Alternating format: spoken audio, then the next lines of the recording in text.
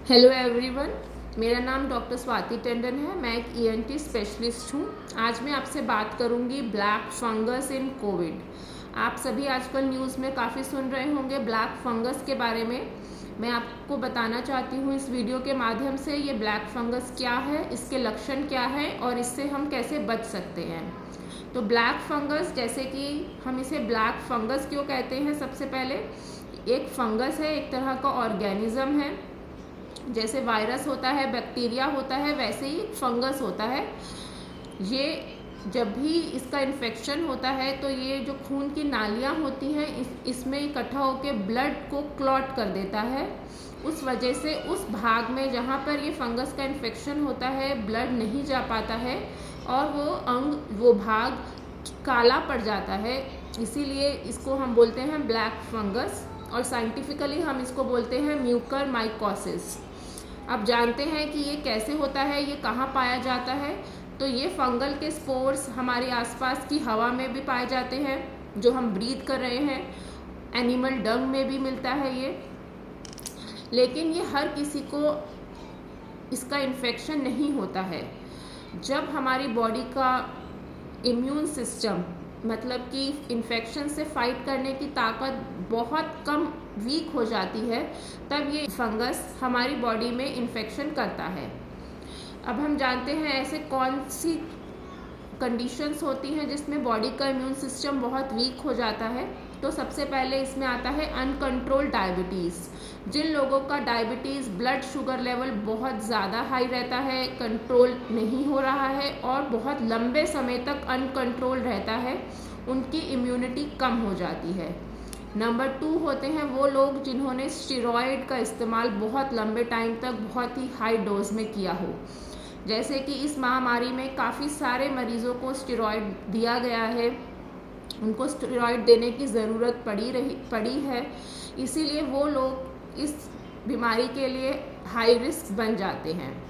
तीसरा, जो लोग कैंसर के मरीज़ हैं, जो कैंसर की दवाइयाँ लेते हैं, उनसे भी हमारी इम्यून सिस्टम काफ़ी वीक हो जाती है। नंबर 4, जिन लोगों को ट्रांसप्लांट हुआ है। और नंबर 5 HIV के मरीज़, एड्स के मरीज़।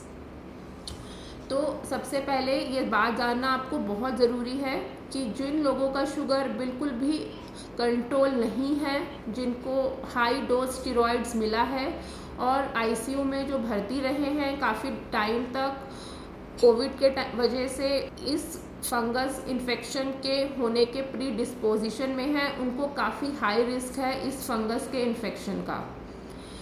तो अब आपको बताते हैं कि इसके क्या लक्षण होते हैं, क्या सिम्टम्स होते हैं। ये फंगस आपकी नाक से लेकर आँख में जाकर ब्रेन में भी जा सकता है। अगर हम इसे इनहेल कर ले तो ये फंगस हमारे लंग्स में भी जा सकता है। ये फंगस वैसे तो हमारी स्किन को अफेक्ट नहीं कर सकता, लेकिन कहीं अगर स्किन में घाव हुआ है, कहीं चोट लगी हुई है, तो ये फंगस स्किन में भी इन्फेक्शन कर सकता है।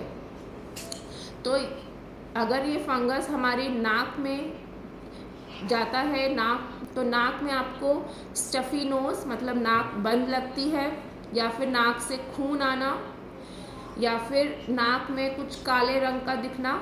अगर ये नाक से आँख में जाता है तो आँख में सूजन आना, आँख की रोशनी कम हो जाना, आँख में धुंधला दिखना या एक चीज़ को दो दिखाई देना, आँख की पुतली का हिलना बंद हो जाना, ये सब हो सकता है। और अगर ये फंगस हमारे साइनसेस में अफेक्ट करता है, जो कि हमारे यहाँ चीक के नीचे होते हैं, तो जो हमारी चीक, ये जो हमारे गाल होते हैं, इनकी चमड़ी में सूजन आ सकती है।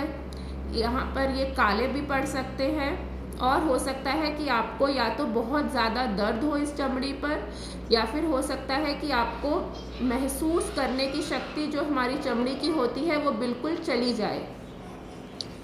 और अगर हम बात करें कि अगर ये ब्रेन में जा सकता है तो फिर इससे दौरे भी आ सकते हैं और सिर में बहुत तेज़ दर्द भी हो सकता है। हेडेक भी एक बहुत कॉमन सिम्टम है। इसके अलावा अगर ये स्किन में जाता है तो स्किन का जो भाग है वो काला पड़ सकता है, वो ब्लैक पड़ सकता है। अगर ये हमारे तालू में जाता है, पैलेट में जाता है, तो आपको दांतों में दर्द हो सकता है, खाना खाने में प्रॉब्लम हो सकती है, आपके दांत ढीले पड़ सकते हैं, कोई अल्सर या फिर घाव या फिर काले रंग का निशान भी आपको दिख सकता है। तो ये सिम्टम्स, ये लक्षण हैं।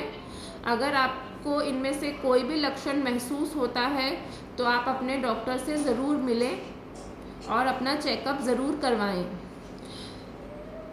इसका ट्रीटमेंट और इसका इलाज जितनी जल्दी शुरू हो जाता है, ये उतनी ही अच्छे से बीमारी ट्रीट की जा सकती है।